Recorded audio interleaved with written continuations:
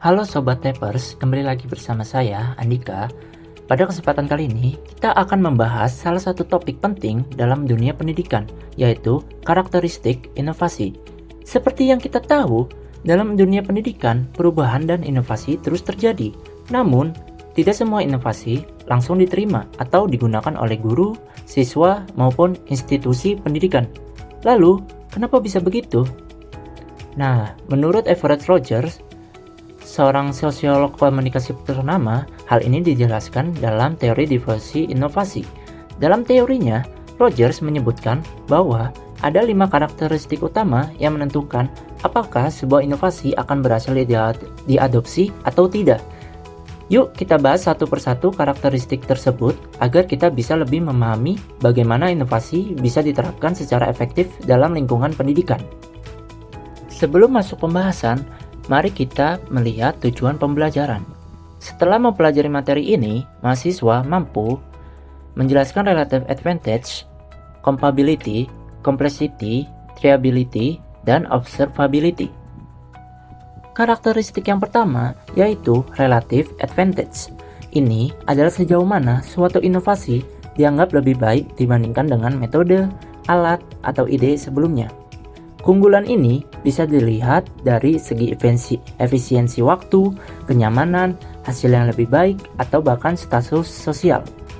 Dalam konteks pendidikan, contohnya adalah ketika guru beralih dari metode mencetak soal ke penggunaan Learning Management System atau LMS, yaitu memungkinkan pengelolaan materi, penilaian, dan komunikasi dengan siswa secara lebih efisien dan terstruktur.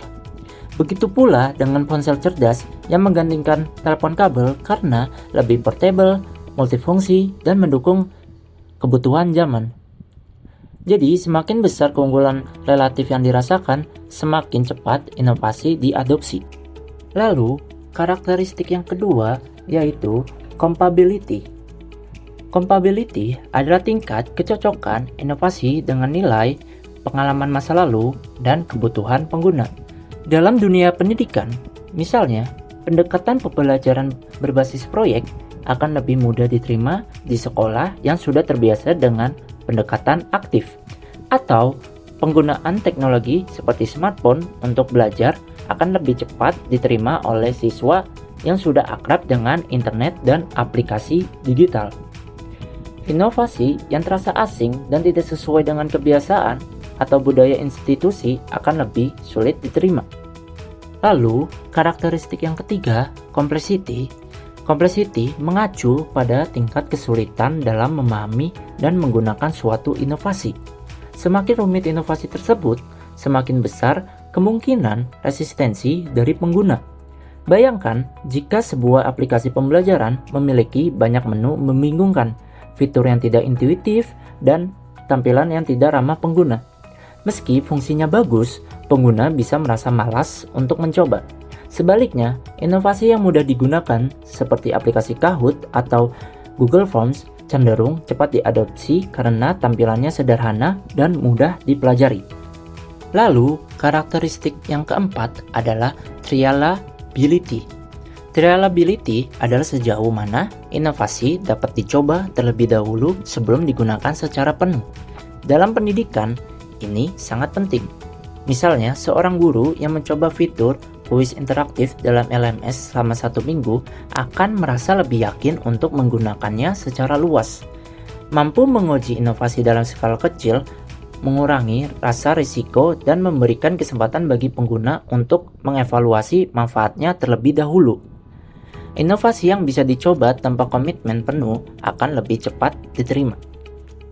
Yang terakhir yaitu observability. Observability adalah sejauh mana hasil atau manfaat inovasi bisa dilihat dan diamati oleh orang lain. Semakin jelas dampaknya, semakin tinggi pula peluang adopsi. Contohnya, ketika guru lain melihat siswa yang menggunakan aplikasi belajar digital mengalami peningkatan nilai atau partisipasi, mereka akan lebih termotivasi untuk mencoba hal yang sama. Visualisasi keberhasilan seperti grafik nilai, testimoni pengguna, atau hasil proyek dapat memperkuat daya tarik inovasi. Kesimpulannya, dari kelima karakteristik ini adalah saling berkaitan dalam menentukan apakah suatu inovasi akan cepat atau lambat menyebar di kalangan pengguna. Sebagai calon pendidik atau praktisi pendidikan, memahami kelima aspek ini sangat penting untuk merancang dan menerapkan inovasi pembelajaran secara efektif. Perlu diingat, inovasi bukan hanya soal teknologi, tapi juga soal bagaimana inovasi itu masuk akal, terlihat berguna, dan mudah diterima oleh manusia yang menggunakannya. Terima kasih yang sudah menonton, sampai jumpa di materi selanjutnya ya.